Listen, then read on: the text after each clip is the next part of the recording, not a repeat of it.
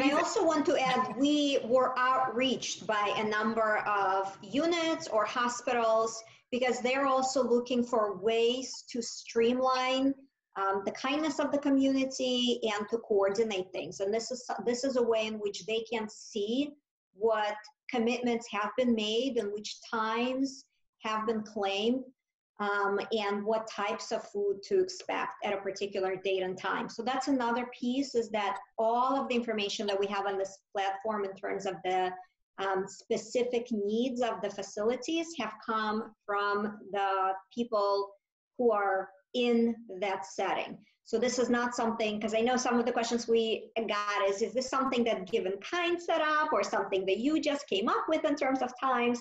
And we all said, no, absolutely not. It's very much individualized per each hospital, per each department.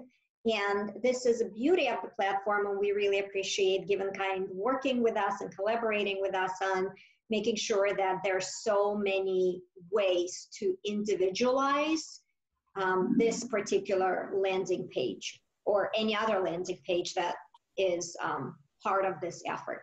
So that's a nice thing about this platform, that there are options.